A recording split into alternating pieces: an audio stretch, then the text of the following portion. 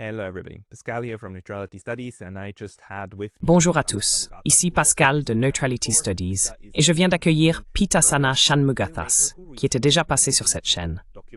Pitasana est un journaliste et réalisateur canadien qui a récemment réalisé un nouveau documentaire intitulé Nilan Unsilenced. Le documentaire est disponible gratuitement et raconte l'histoire du docteur Nilan Tiruchelvam, un homme politique sri-lankais et juriste constitutionnel qui a tenté, à travers différents types d'activisme et sa vision politique pour une nouvelle constitution, de mettre fin à la longue et sanglante guerre civile et d'apporter la paix au Sri Lanka. Pitasana m'a autorisé à vous montrer la bande-annonce, ce que je vais faire maintenant, puis nous passerons directement à la discussion. Voici donc la bande-annonce suivie du débat avec Pitasana.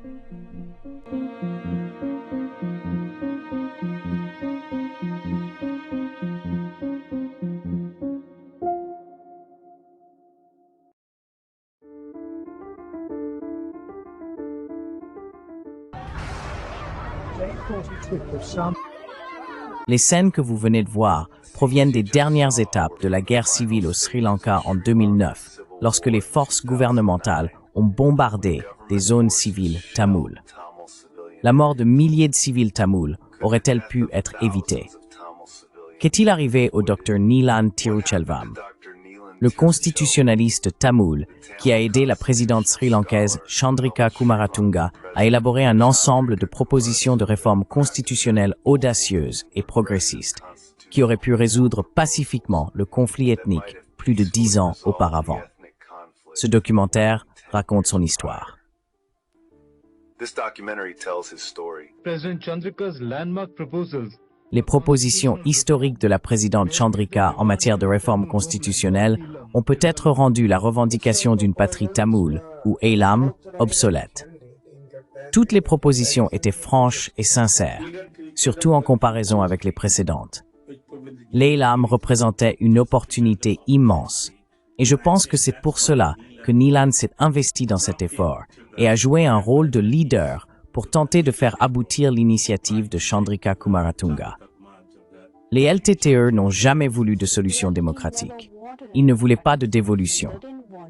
Des personnes comme Nilan avaient d'autres idées et voyaient réellement des solutions. Lorsque l'on n'attache aucune valeur sacrée à sa propre vie, on franchit un seuil émotionnel important. Cela signifie que l'on devient presque la signe de combat la plus parfaite, la plus accomplie. The most complete fighting machine. It is a form of extreme nationalism. C'est une forme de nationalisme extrême, capable de susciter ce genre de passion, ce genre de... La méthodologie politique des LTTE et leur principale stratégie, éliminer et tuer ceux qu'ils qualifiaient de traîtres, est une sorte de cancer social. Nous n'offrons pas de solution unie. Nous ne sommes pas d'accord sur un programme commun et nous ne mobilisons pas le peuple. Nous sommes les uns contre les autres. L'assassinat de Nilan par les LTTE était un acte politique et notre commémoration de Nilan était aussi un acte politique. Je crois fermement que c'était la plus grande erreur commise par les LTTE. Je pense qu'au moment où ils ont tué Nilan, tout soutien international qu'ils pouvaient avoir a disparu.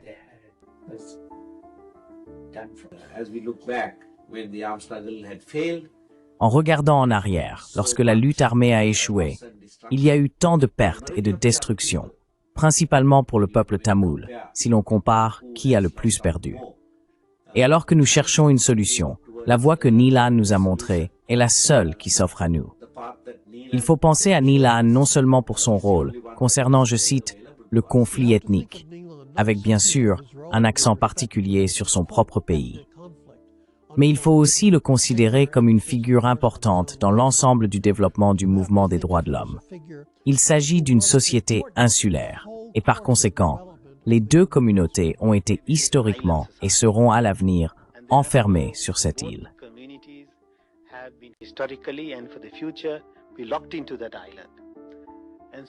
Ainsi, le défi est le suivant. Comment peuvent-ils faire évoluer les structures politiques?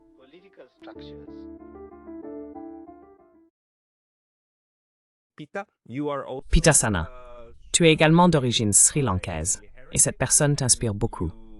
Tu as donc réalisé un film à son sujet, et tu es ici pour tout nous raconter. Bienvenue.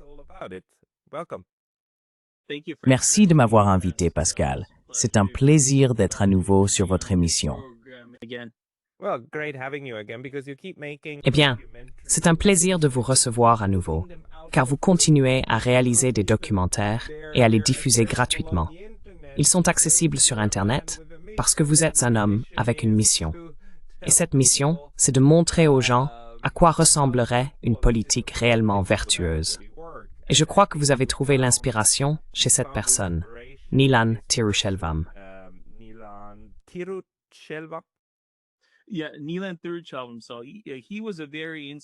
Oui, Nilan Tiruchelvam. C'était une figure très inspirante. Nilan est né et a grandi à Ceylan britannique, aujourd'hui le Sri Lanka. Il est né dans une famille très aisée.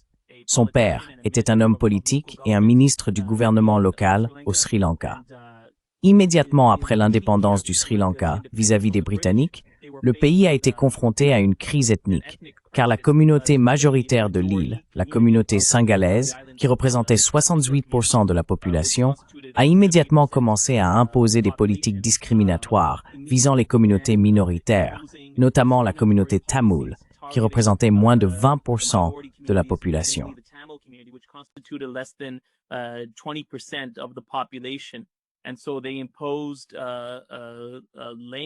Ils ont donc imposé des politiques linguistiques telles que la loi sur le singalais comme seule langue officielle, faisant du singalais la seule langue officielle et discriminant ainsi les locuteurs tamouls, les excluant des postes gouvernementaux et des positions au sein de la haute société.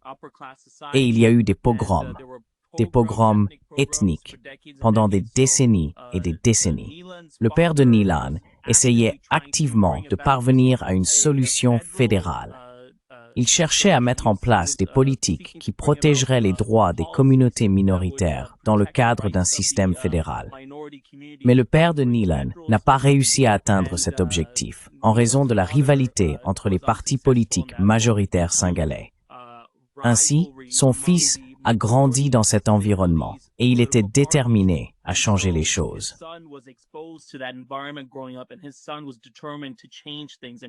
Et était-il le même, tamoul ou singalais?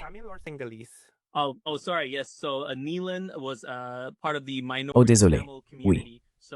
Donc Nilan faisait partie de la minorité tamoule. Il est né en tant que tamoul ethnique. Mais ils ont grandi dans un environnement très aisé. Lorsque les Britanniques étaient au pouvoir, ils avaient favorisé la minorité tamoule, ce qui avait suscité beaucoup de ressentiment au sein de la majorité singalaise, car les Tamouls étaient surreprésentés au niveau national. Par exemple, au sein de l'armée, près de 40% des militaires de Ceylan étaient Tamouls, alors qu'ils représentaient moins de 20% de la population. Ils étaient présents dans les domaines de l'ingénierie et de l'éducation en proportion écrasante, bien supérieure à leur pourcentage réel sur l'île.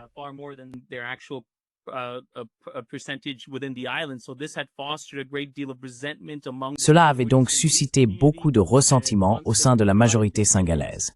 Et une fois l'indépendance obtenue, la communauté majoritaire, en représailles, a cherché à imposer des lois en matière d'éducation et de langue afin de consolider sa domination et de subjuguer les Tamouls.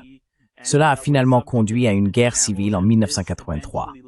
Et Nilan, en tant que tamoul minoritaire, a cherché à trouver une solution pacifique, une solution fédérale, tout comme le souhaitait son père. Il a contribué à la rédaction d'un ensemble de propositions de réforme constitutionnelle connues sous le nom de Proposition de l'Union des régions. Le 3 août 1995, il y a 30 ans, jour pour jour, le 3 août, au moment de ce tournage.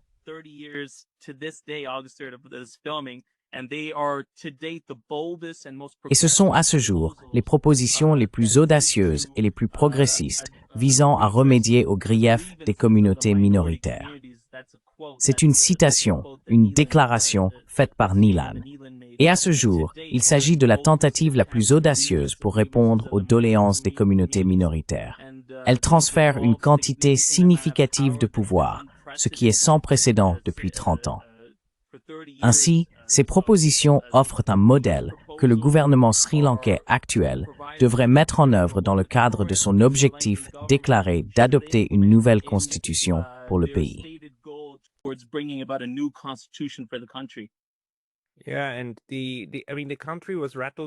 Oui, et le pays a été secoué par cette guerre civile qui s'est terminée avec la défaite des Tigres tamouls dans les années 2000. La fin des années 2000, si je ne me trompe pas.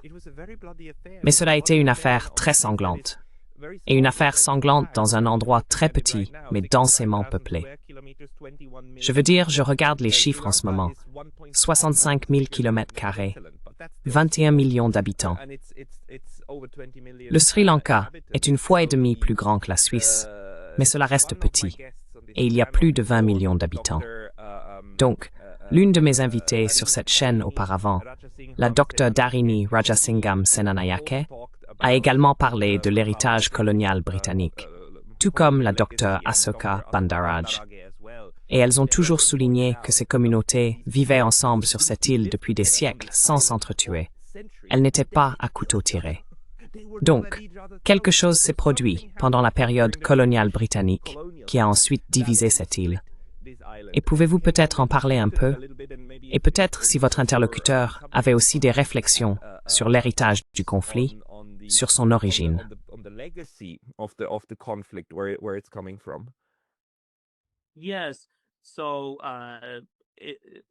Oui.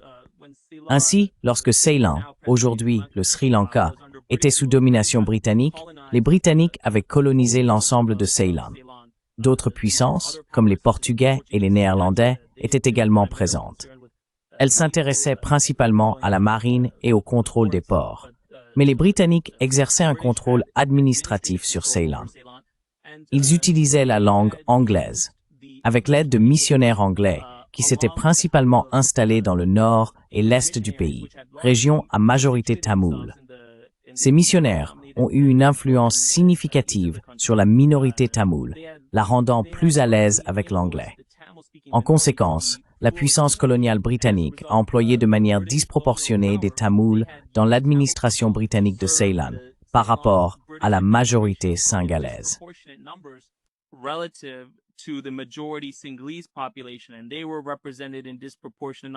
Et ils étaient représentés de manière disproportionnée dans l'ingénierie, l'armée et la fonction publique. Ainsi, dans tous les secteurs de la société, la minorité tamoule connaissait une ascension sociale significative, et l'anglais est devenu le signe distinctif du statut d'élite, ce qui est encore le cas aujourd'hui. L'anglais est le signe distinctif du statut d'élite. Si vous parlez anglais au Sri Lanka, en Asie du Sud, c'est un pas important vers la réussite.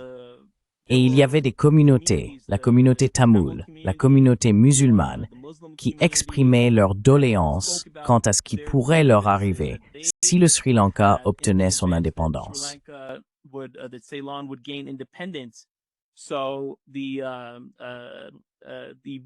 Ainsi, les Britanniques ont élaboré une constitution, la constitution Salisbury, et cela a été fait sans prendre en compte la communauté tamoule et la communauté musulmane. Les Britanniques avaient déjà accordé le suffrage universel au peuple de Ceylan. Cela a provoqué une grande inquiétude parmi les communautés musulmanes et tamoules minoritaires, car elles se retrouvaient désormais dans une situation où les Singalais détiendraient un pouvoir majoritaire écrasant une fois les Britanniques partis, et ils pourraient chercher à se venger de leurs griefs. Alors, les Britanniques ont dit, « Ne vous inquiétez pas, nous allons vous donner une constitution. »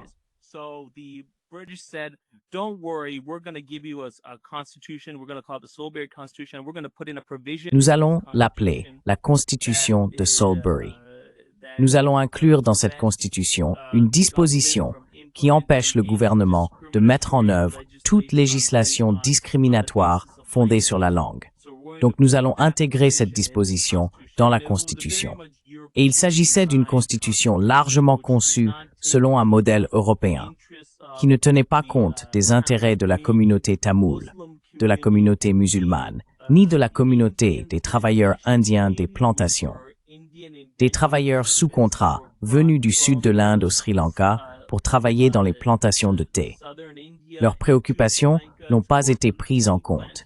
Et c'est donc cette constitution que le Sri Lanka a adoptée comme constitution d'indépendance.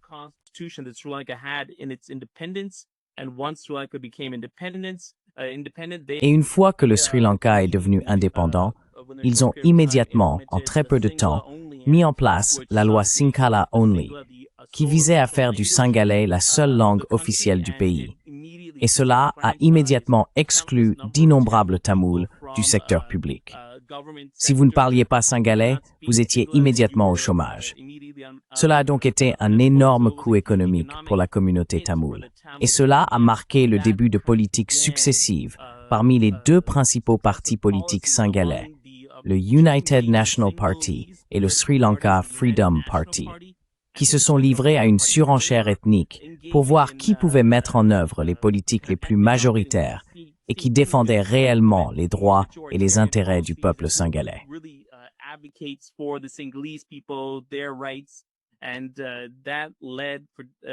Et cela a conduit à des décennies successives de politiques discriminatoires.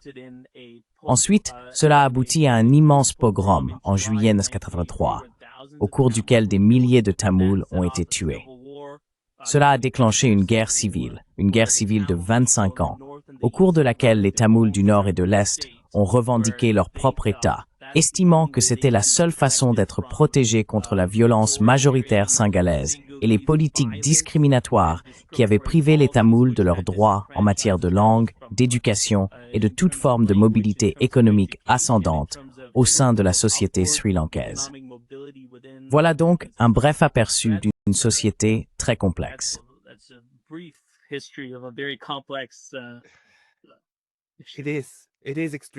C'est vrai, c'est extrêmement complexe. Mais j'ai dû passer à côté. Je croyais qu'il y avait une disposition dans la Constitution, dans cette Constitution imposée par les Britanniques, qui interdit la discrimination linguistique. Alors, comment cela a-t-il été mis en œuvre? La Constitution a-t-elle réellement été modifiée?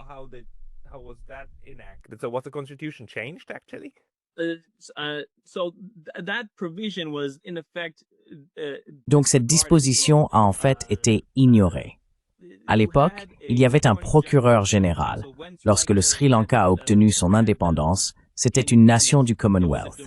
Il y avait un procureur général, mais c'était aussi une situation où les dirigeants du pays devaient composer avec une importante base nationaliste singalaise, mécontente qu'ils devaient apaiser. Leur justification pour la mise en œuvre de la loi Sinhala Only était donc la suivante. 78%, le Premier ministre, Bandaranaike, lorsqu'il est interrogé par la BBC, « Pourquoi avez-vous mis en place la loi Sinhala Only alors que cela a provoqué de fortes tensions parmi la minorité tamoule ?» Il répond aux journalistes, et nous le montrons dans le documentaire. Eh bien, la majorité de la population de notre pays, 78% est singalaise. Cette loi vise donc à représenter les intérêts de la majorité de la communauté. Et cette disposition dans la Constitution a été essentiellement ignorée. Elle est donc restée lettre morte.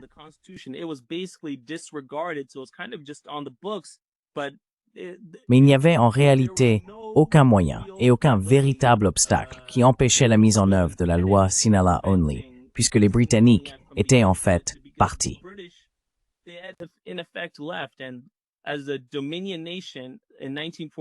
En tant que nation du Commonwealth en 1948, le Royaume-Uni était encore sous le choc de la Seconde Guerre mondiale. Il n'avait donc aucun intérêt à intervenir concernant les politiques discriminatoires du pays. Lorsque, en 1972, le Sri Lanka est devenu une république et a quitté le Commonwealth, cela a encore renforcé la volonté du Sri Lanka de mettre en place une constitution qui consolidait davantage les pouvoirs majoritaires de la communauté singalaise. Ils ont instauré une constitution unitaire et en 1978, cette constitution est devenue encore plus centralisée avec l'instauration de la présidence exécutive. Cela marque en quelque sorte le début d'une toute nouvelle histoire à partir de là.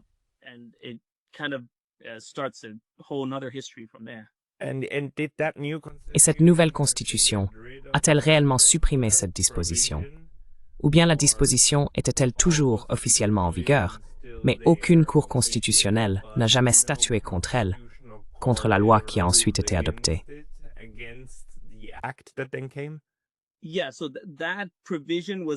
Oui, donc cette disposition a été supprimée dans la nouvelle Constitution. Essentiellement, la Constitution de 1972 accordait la place prééminente au bouddhisme au Sri Lanka, en tenant compte du fait que les Tamouls, dont un nombre important sont hindous, et il y a aussi des chrétiens et des catholiques. Mais la majorité globale de la nation est composée de bouddhistes singalais. Ainsi, le bouddhisme obtenait la place la plus importante.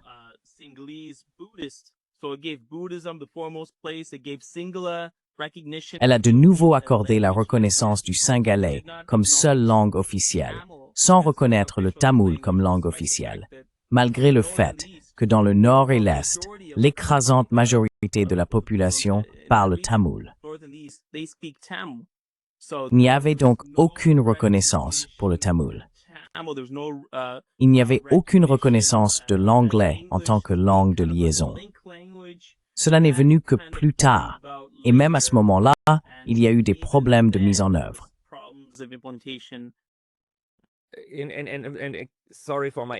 Désolé pour mon ignorance, mais qu'est-ce qui distingue les Singalais des Tamouls? S'il existe plusieurs religions parmi eux, et s'il y a d'autres facteurs de différenciation, quelle est la principale chose qui fait qu'un Tamoul est Tamoul et qu'un Singalais est Singalais?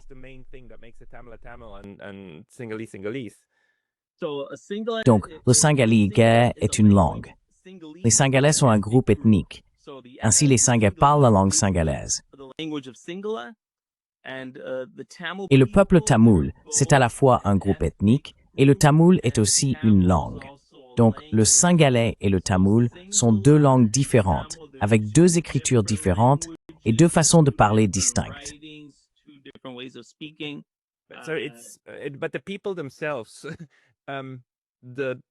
Mais les gens eux-mêmes, y a-t-il des caractéristiques qui les distinguent? Ou est-ce très similaire à la différence qui a mené au génocide au Rwanda entre les Hutus et les Tutsis? Une distinction très artificielle, mais aussi coloniale, instaurée pour diviser et régner. Est-ce une question similaire au Sri Lanka, ou bien y a-t-il d'autres façons dont ces peuples se sont constitués?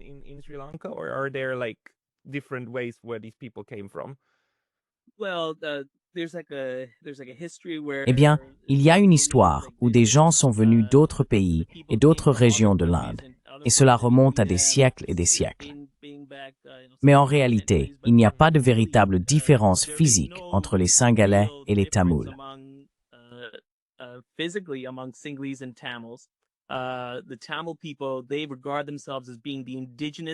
Les Tamouls se considèrent comme les habitants autochtones du nord et de l'est du pays, tandis que les Singalais se considèrent comme les habitants autochtones du sud et de l'ouest. Les nationalistes singalais considèrent même que l'ensemble du territoire du Sri Lanka leur appartient et voient les Tamouls comme des étrangers. Mais il n'y a pas de réelle différence entre les Singalais et les Tamouls. Il existe une histoire, certaines sources de l'Inde ou d'ailleurs. Mais tout cela n'est que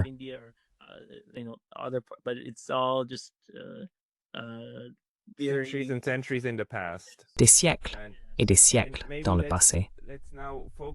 Et peut-être concentrons-nous maintenant sur Nilan et sur la manière dont il envisageait d'utiliser une solution politique. Comme c'est souvent le cas, lorsque des groupes de personnes doivent vivre ensemble, c'est généralement le cadre politique qui détermine si cela va réussir ou non.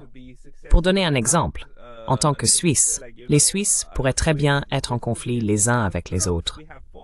Nous avons 4 langues. Il serait vraiment facile de créer un environnement où les francophones voudraient tuer les germanophones et vice-versa. Ce ne serait pas si difficile. Mais heureusement, nous avons une structure politique qui empêche cela de se produire et qui favorise en fait une manière positive de travailler ensemble.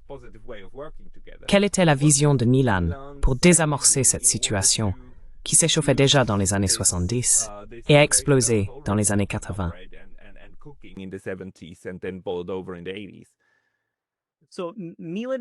Donc pour comprendre la vision politique de Nilan concernant une personnalité constitutionnelle, il faut examiner quelle était la conception éducative de Nilan.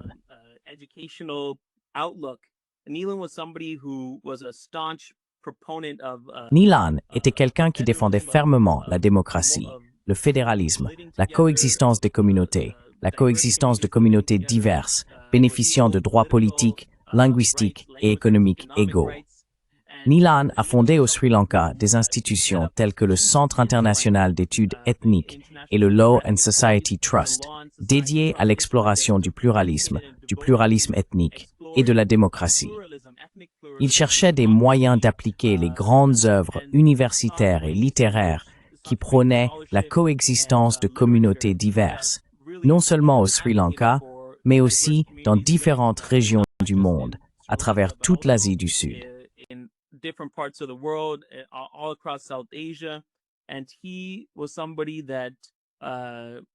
Et c'était quelqu'un qui, grâce à son parcours éducatif, il avait étudié le droit au Sri Lanka, mais avait également obtenu son master et son doctorat en droit à la faculté de droit de Harvard, avait une vision très universelle du droit international et de la manière dont une constitution doit être ancrée dans les principes fondamentaux du droit international. L'égalité des droits pour tous les êtres humains, quelle que soit leur origine ethnique, leur langue ou leur milieu social. Ainsi, la constitution du Sri Lanka en 1995 était une constitution unitaire qui consolidait un pouvoir important entre les mains du gouvernement central, un gouvernement central dominé par les Singalais.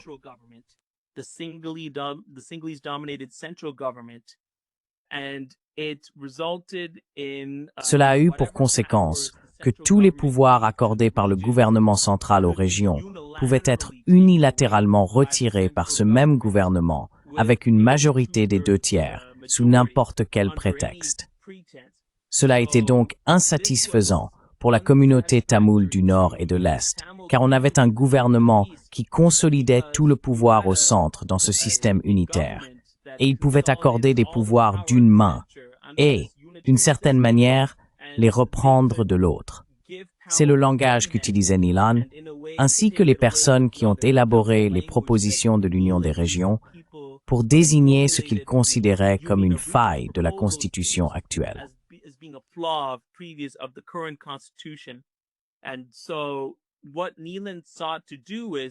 Ce que Nilan cherchait donc à faire, c'était de pousser le gouvernement central à déléguer le pouvoir aux régions, tout en mettant en place des garde-fous pour empêcher le gouvernement central de retirer unilatéralement ses pouvoirs sous un prétexte fallacieux. Les propositions avancées par Nilan visaient à transférer aux régions des compétences en matière d'éducation, de foncier et d'agriculture, et prévoyaient des mécanismes de contrôle qui rendaient le gouverneur de chaque région responsable devant le chef de gouvernement régional, lequel devait à son tour rendre des comptes au gouvernement local. Il y avait donc une responsabilité significative qui empêcherait le gouvernement central de retirer unilatéralement les pouvoirs accordés aux régions.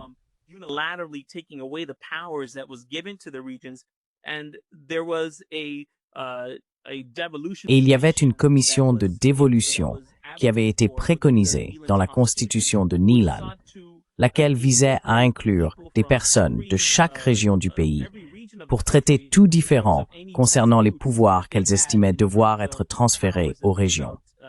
Elle intégrait véritablement tous les gouverneurs et les ministres en chef des régions.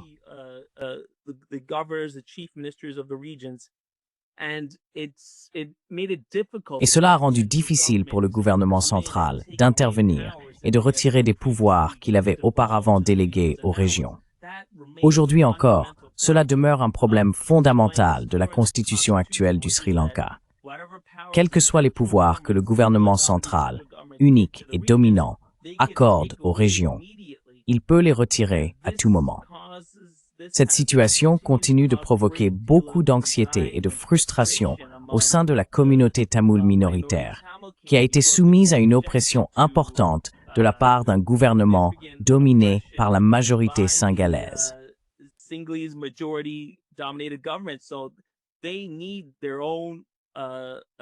Ainsi, ils ont besoin de leurs propres mesures d'autonomie pour gouverner sans avoir à craindre que le gouvernement central ne leur retire leur pouvoir. C'est ce que faisaient les propositions, et c'est pourquoi elles étaient si populaires à l'époque. Dans le documentaire, les universitaires considéraient les propositions comme du fédéralisme, tout sauf le nom. Les propositions de Neelan ont supprimé le mot unitaire et ont décidé d'appeler le Sri Lanka une union de régions.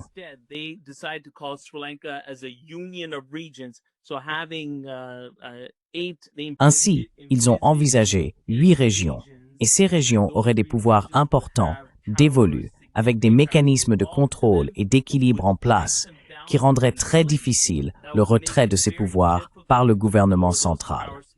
Actuellement, dans la constitution du Sri Lanka, nous avons ce qu'on appelle la liste concurrente, la liste nationale et la liste régionale. La liste concurrente regroupe des pouvoirs censés être partagés entre le gouvernement central et les régions.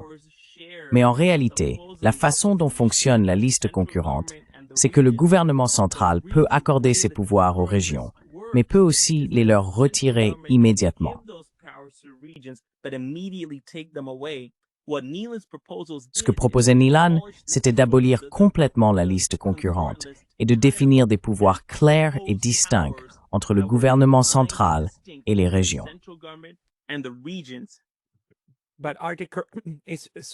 Mais le Sri Lanka doit être divisé, même actuellement en régions, n'est-ce pas? Peu importe comment on les appelle, État ou préfecture. N'y aurait-il pas, même en dehors de la communauté tamoule, un intérêt considérable pour ces, comment les appelez-vous en fait, État ou préfecture? Ou comment les appelez-vous? On les appelle des provinces. Les provinces ne devraient-elles pas, en ce moment, être intéressées, même en dehors des régions tamoules, à obtenir davantage de pouvoirs dévolus? Ou bien est-ce que, dans le sud et l'ouest, ce n'est pas un sujet qui suscite beaucoup d'intérêt?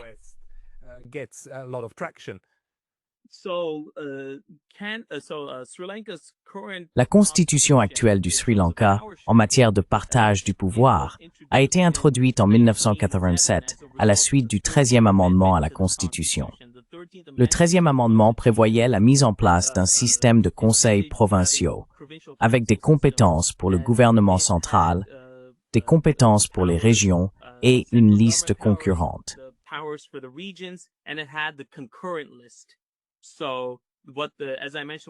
Donc, comme je l'ai mentionné, ce que la liste concurrente a permis, c'est que le gouvernement central et le gouvernement régional partagent des pouvoirs. Mais le gouvernement central pouvait retirer ses pouvoirs à tout moment. C'est quelque chose qui frustre même les communautés singalaises du sud et de l'ouest du Sri Lanka, car les gouverneurs et les ministres en chef de ces régions n'ont en réalité aucun pouvoir. Le gouvernement central peut simplement accorder ou retirer le pouvoir de manière unilatérale. Tu dois m'expliquer ça un peu plus. Cette liste concurrente est bizarre. Je veux dire, je n'ai jamais entendu parler d'une organisation comme ça auparavant. Donc, cela veut-il dire que la liste concurrente, c'est un peu comme « Hé, toi, gouverneur ou ministre des Finances de la province X, viens à la capitale et on décide ensemble en même temps de ce qu'on va faire. Mais si jamais on n'est pas d'accord, c'est toujours moi qui ai le dernier mot. » C'est bien ça le principe. C'est essentiellement cela. La liste concurrente est censée représenter des pouvoirs partagés, où le gouvernement central et les régions sont supposés exercer une autorité conjointe. Mais en réalité, le gouvernement central peut unilatéralement retirer ses pouvoirs si le gouvernement régional a des intérêts que le gouvernement central estime en conflit avec ses propres ambitions.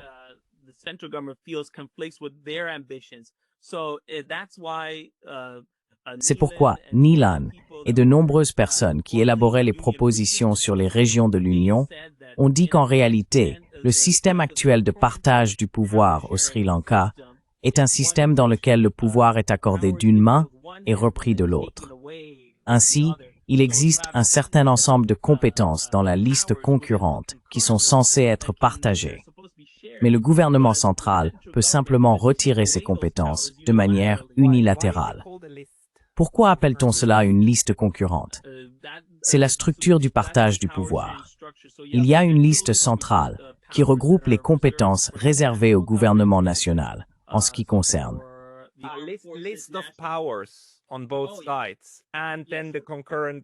pour la liste des pouvoirs de chaque côté, puis celle des pouvoirs concurrents, c'est-à-dire partagés.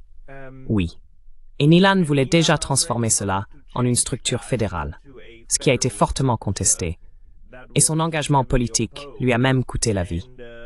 Peux-tu peut-être nous raconter comment son histoire se termine, avant que nous revenions à la situation actuelle?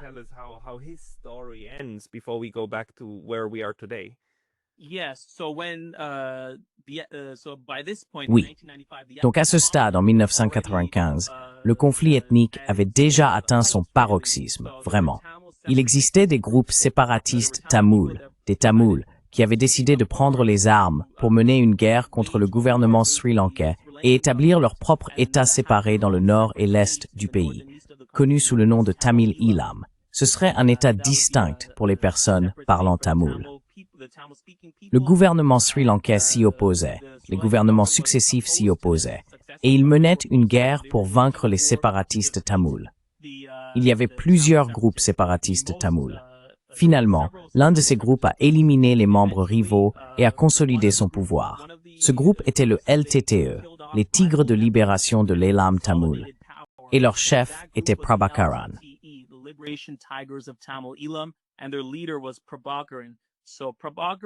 Prabhakaran croyait fermement que les Tamouls devaient revendiquer un État séparé, et que tout Tamoul qui ne croyait pas en un État séparé était un traître.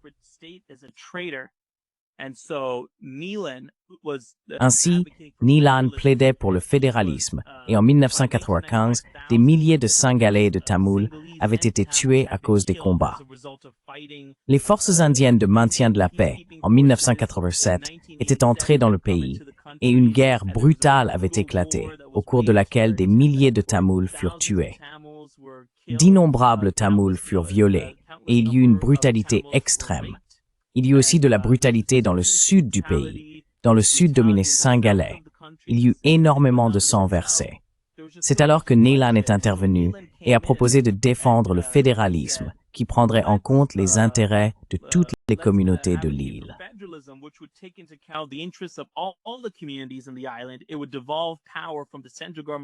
Cela transférerait le pouvoir du gouvernement central vers les régions, garantissant que toutes les communautés, et pas seulement les Tamouls, disposent d'un certain degré d'autonomie, leur permettant de se gouverner librement et de protéger leurs droits en matière de langue et d'économie. Prabhakaran considérait Nilan comme un traître. Comment oses-tu plaider pour le fédéralisme? Tu es Tamoul. Tu dois plaider pour le séparatisme. Mais Nilan, en tant que membre du Parlement au Sri Lanka et collaborateur du président de l'époque, Chandrika Kumaratunga, pour présenter ses propositions, croyait fermement au pluralisme, à l'idée que des communautés différentes et diverses pouvaient vivre ensemble et coexister.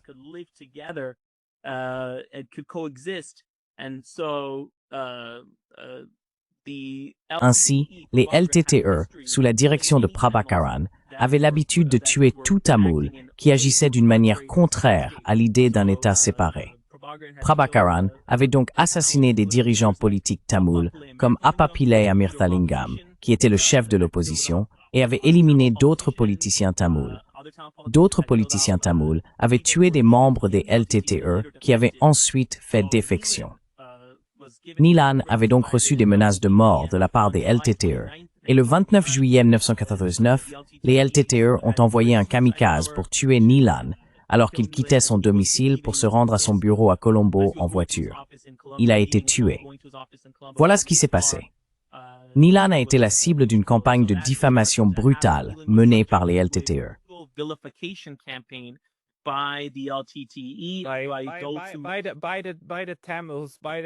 Par les Tamouls, par une partie du groupe, auquel il a lui-même tenté de donner plus de pouvoir, n'est-ce pas? Exactement. C'est quelque chose de traditionnel dans ces luttes de pouvoir. Au sein des groupes, la violence éclate, surtout de la part des faucons contre les colombes. Et il serait un exemple typique de colombe qui essaie de résoudre les problèmes pacifiquement. Pouvez-vous nous parler de son héritage? Est-il encore une figure connue au Sri Lanka aujourd'hui? Is he still a well-known figure in Sri Lanka today?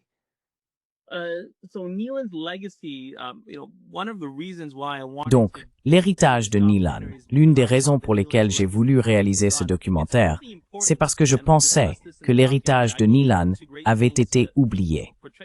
C'est vraiment important, et nous en discutons dans le documentaire. Je m'efforce vraiment de le montrer. Mais il est essentiel de reconnaître, lorsqu'on parle de l'héritage de Nilan, qu'il ne se limitait pas uniquement au Sri Lanka. Nilan était quelqu'un qui plaidait pour la démocratie, pour des gouvernements démocratiques partout dans le monde.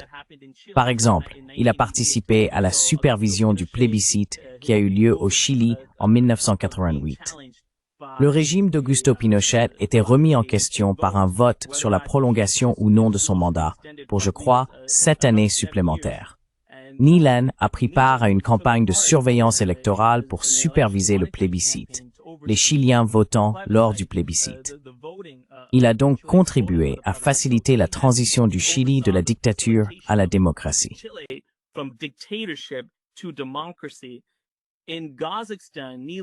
Au Kazakhstan, Nilan, grâce à son expertise en droit constitutionnel, l'Union soviétique venait tout juste de se dissoudre, et le Kazakhstan était une puissance nucléaire. Il possédait des armes nucléaires du fait d'avoir fait partie de l'Union soviétique.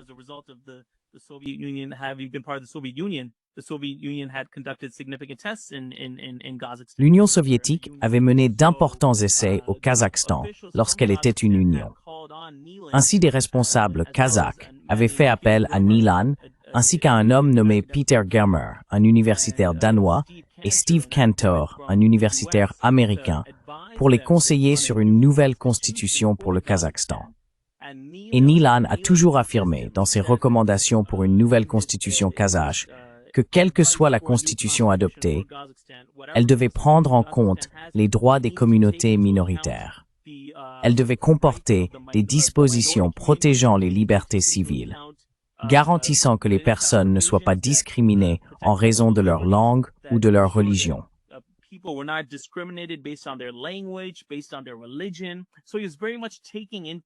Il tenait donc pleinement compte de sa connaissance et de son histoire en tant que Sri Lankais, ainsi que de ce qu'il avait vécu en grandissant au Sri Lanka, ayant créé des institutions comme le Centre international d'études ethniques. Il prenait ces idéaux et les promouvait à travers le monde.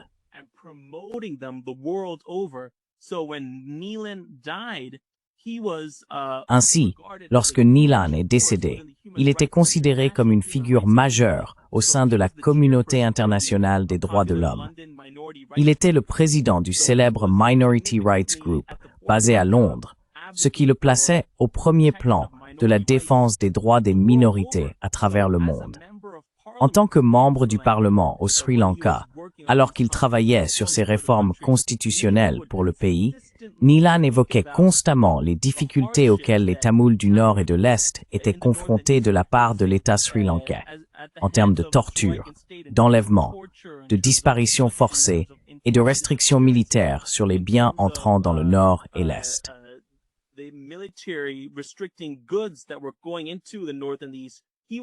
C'était quelqu'un qui abordait constamment ces questions et intégrait également le droit international dans ses discours. Il parlait donc de la nécessité de respecter les droits internationaux, notamment en protégeant les personnes contre la discrimination fondée sur leur religion ou leur langue. Il intégrait des rapports sur les droits humains d'Amnesty International et de Human Rights Watch. Il faisait référence à des rapports rédigés par des rapporteurs spéciaux de l'ONU qui avaient visité le pays et examiné l'utilisation par le gouvernement de lois draconiennes, comme la loi sur la prévention du terrorisme, pour détenir arbitrairement des personnes. Il évoquait également des questions concernant l'implication des forces armées sri-lankaises dans le viol et le meurtre de personnes tamoules.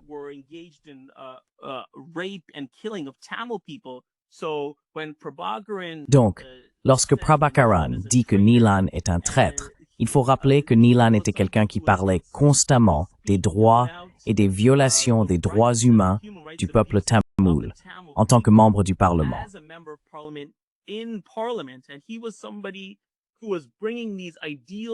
Et c'était quelqu'un qui portait ces idéaux de droits de l'homme et de démocratie dans le monde. Et je pense que c'est important. Il n'était pas seulement un Sri Lankais, mais quelqu'un qui croyait au pluralisme et à la coexistence des communautés. Il croyait en ces idéaux à l'échelle mondiale. Et il était un fervent défenseur des solutions démocratiques comme moyen de résoudre les différends, et non par la violence.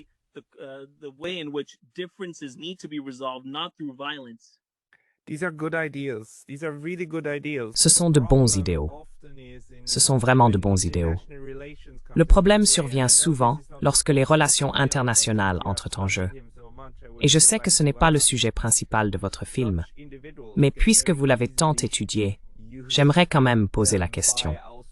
De tels individus sont très facilement utilisés par des forces extérieures afin de mettre en œuvre certains programmes ou de faire pression pour certains intérêts.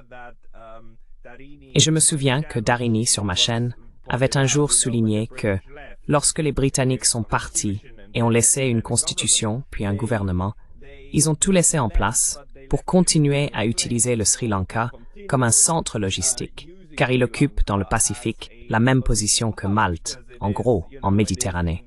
C'est un endroit extrêmement stratégique, tant sur le plan militaire qu'économique. For military but also economic purposes, and that Sri Lanka was passed over into the, Le Sri Lanka est passé sous la tutelle du FMI et de la Banque mondiale, avec des prêts et d'autres instruments permettant d'exercer une influence sur le gouvernement sri-lankais. Et malheureusement, les conflits ethniques sont souvent bénéfiques aux puissances extérieures qui cherchent à exercer leur influence, car il y a toujours deux parties avec lesquelles dialoguer. Êtes-vous conscient de la dimension internationale de l'activisme de Nilan, ou de la façon dont il a également collaboré avec des puissances extérieures?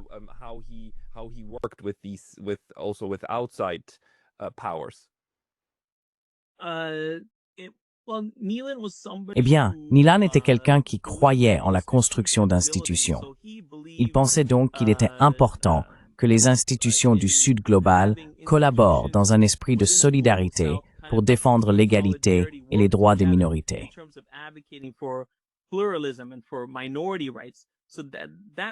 C'était donc très clairement son programme en ce qui concerne ce qu'il a fait avec le Centre international d'études ethniques et le Law and Society Trust. C'était quelqu'un qui puisait une grande inspiration en matière de la manière dont l'Inde avait réussi, malgré 1 milliard d'habitants parlant différentes langues, ayant diverses identités et appartenant à des religions variées, à coexister. Il tirait souvent beaucoup de ces valeurs de pluralisme de l'Inde et de ces pays-là.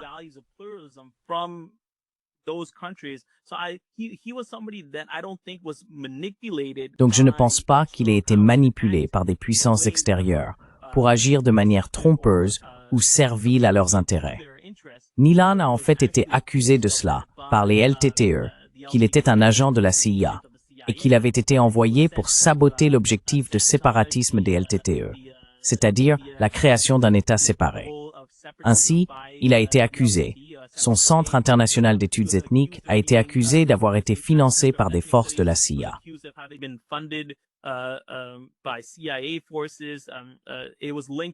Elle était liée à la Fondation Ford, au Centre international d'études ethniques. Mais cela a longtemps servi de prétexte à une sorte de théorie du complot, affirmant que Nilan était un agent de la CIA.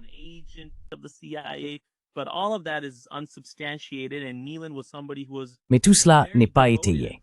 Et Nilan était quelqu'un de très dévoué et concentré sur la démocratie, en particulier sur la surveillance des élections démocratiques. En ce qui concerne l'Asie du Sud, l'institution de Nilan, le Centre international d'études ethniques, a été un pionnier dans la surveillance des élections au Bangladesh, en Afrique du Sud, et dans ce qu'il a fait au Chili. Il croyait donc fermement que la démocratie était la feuille de route permettant aux communautés de coexister sans violence. Et Nilan était quelqu'un qui, dans son objectif d'y parvenir, devait souvent travailler avec des personnes comme par exemple au Chili, le NDI, l'Institut national démocratique.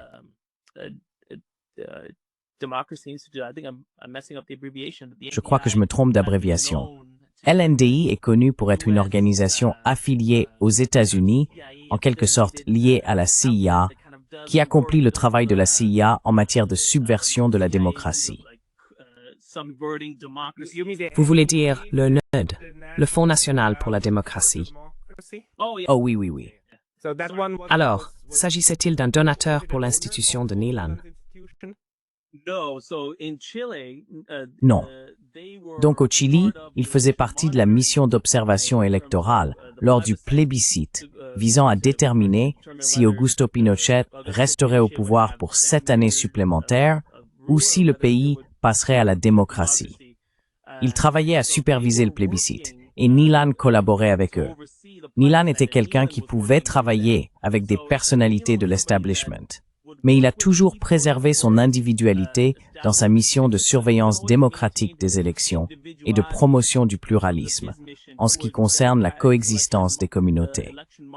À cet égard, je dirais qu'il n'a pas été corrompu par ces influences extérieures. C'était quelqu'un qui cherchait à collaborer avec eux pour construire un consensus sur des questions plus larges de pluralisme et de démocratie, selon sa propre vision.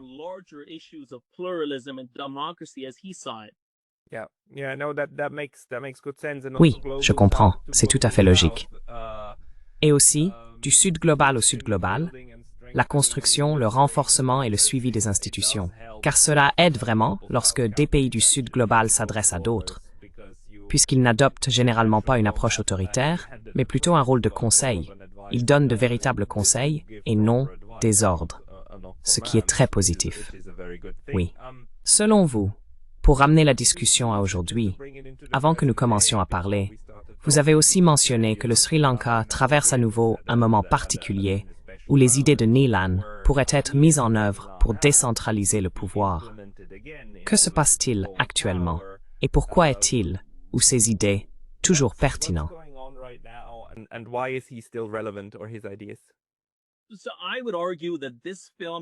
Je dirais donc que ce film et ses idées, en particulier en ce qui concerne le Sri Lanka, sont plus pertinents aujourd'hui qu'ils ne l'ont jamais été. Et la possibilité de mettre en œuvre ces idées est plus grande aujourd'hui qu'elle ne l'a jamais été auparavant. La raison en est que, pour la première fois, le Sri Lanka a un nouveau gouvernement au pouvoir, issu de l'extérieur du système bipartite traditionnel, en dehors du Sri Lanka Freedom Party et de l'United National Party, en dehors de ce système. Au lieu de cela, pour la première fois dans l'histoire du Sri Lanka, un troisième parti est devenu le parti au pouvoir, et pas seulement le parti au pouvoir, mais il détient également une supermajorité au Parlement, donc plus des 2/3 des sièges.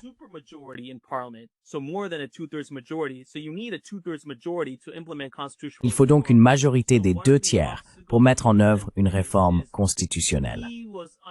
L'un des obstacles auxquels Nilan a été confronté était que la présidente de l'époque, Chandrika Kumaratunga, qui défendait ses propositions d'union des régions, n'a pas pu obtenir la majorité des 2/3 nécessaires pour mettre en œuvre les propositions sur lesquelles Nilan avait travaillé, en raison de la rivalité singalaise, cette vieille rivalité entre les Singalais, qui pensaient que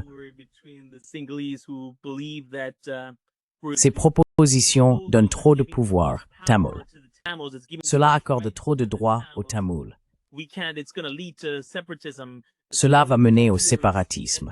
Ces craintes se sont finalement manifestées.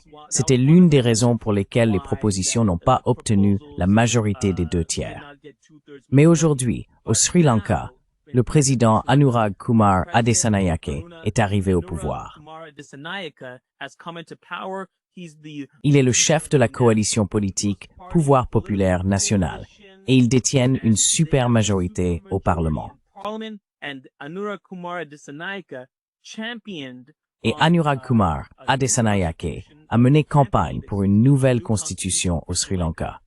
Une constitution qui décentraliserait le pouvoir vers les régions et même vers les gouvernements locaux, qui supprimerait la présidence exécutive au Sri Lanka et qui garantirait que le pouvoir soit détenu par le Parlement.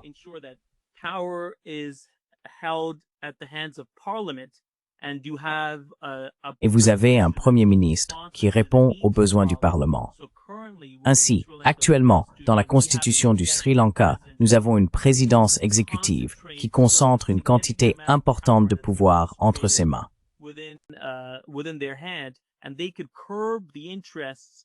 Et ils pouvaient freiner les intérêts du Parlement et gouverner d'une manière quelque peu autoritaire. Ainsi, Anura Kumara Dissanayake s'est engagé à supprimer la présidence exécutive. La proposition de Neelan visait également à abolir la présidence exécutive. De plus, Anura a mené campagne pour la décentralisation du pouvoir vers les régions, vers les gouvernements locaux, et pour garantir que les intérêts des communautés minoritaires soient pris en compte et protégés. Ce sont les valeurs sur lesquelles Anura Kumara Dissanayake, l'actuel président, a fait campagne. C'est pourquoi la communauté tamoule du Nord et de l'Est a voté pour le National People's Power, la coalition politique du président Anura Dissanayake.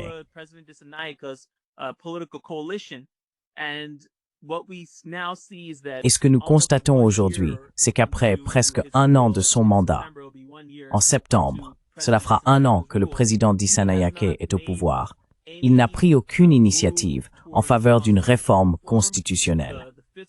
Le budget fiscal n'alloue même pas de fonds à la réforme constitutionnelle ou à l'élaboration d'une nouvelle constitution. Cela ne fait même pas partie du budget de cette année, donc ce n'est même pas envisagé. Ainsi, malgré le fait qu'il dispose d'une super majorité, Anura Kumara Dissanayake ne se préoccupe tout simplement pas de la réforme constitutionnelle, car le président Dissanayake a déclaré que nous devons d'abord redresser l'économie du Sri Lanka. Le Sri Lanka a connu un effondrement économique majeur en 2022, au cours duquel le peuple s'est soulevé et a chassé un président, Gotabaya Rajapaksa. L'économie sri-lankaise, elle était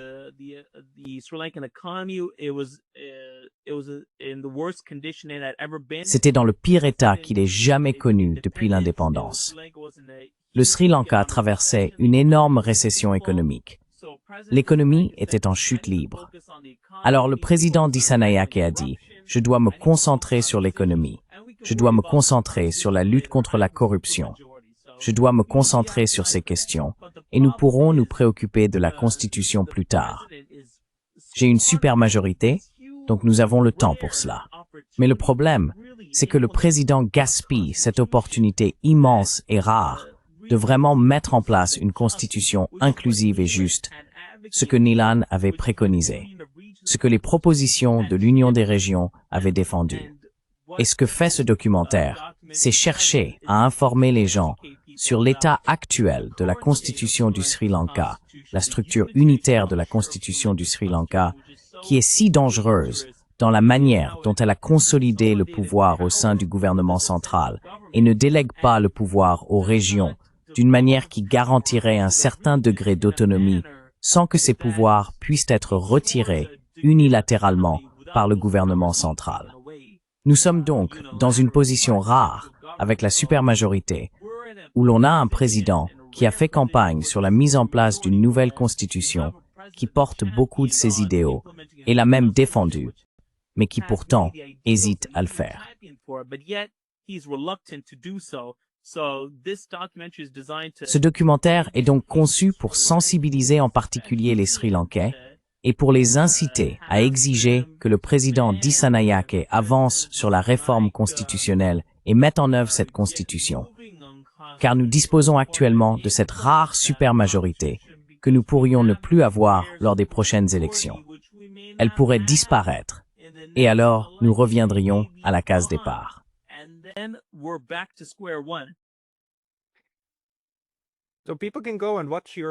Les gens peuvent donc aller voir votre film gratuitement. Ils peuvent plonger dans la pensée de Neelan gratuitement. La page d'accueil est http://neelanandsilenced.com. Devrait-il aller ailleurs pour découvrir votre travail?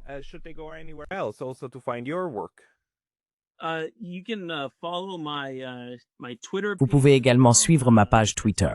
C'est mon prénom, P-I-T-A-S-A-N-N-A. Je partage beaucoup d'articles que j'écris. Je suis rédacteur principal pour Juriste, qui est une publication d'actualité juridique dirigée par des étudiants en droit. J'écris de nombreux articles sur le Sri Lanka, sur les affaires mondiales, sur Israël-Palestine. J'ai même interviewé l'actuel ambassadeur du Canada auprès des Nations Unies et je l'ai longuement interrogé sur Israël-Palestine, Russie-Ukraine et toutes ces autres questions. Donc, en dehors de cela, vous pouvez aussi suivre mon contenu sur Twitter. Tout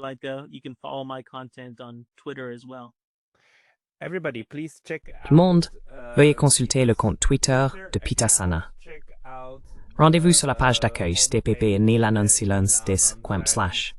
Pitasana Shamuga, merci beaucoup. Merci beaucoup, Pascal. Ce fut un plaisir d'être avec vous.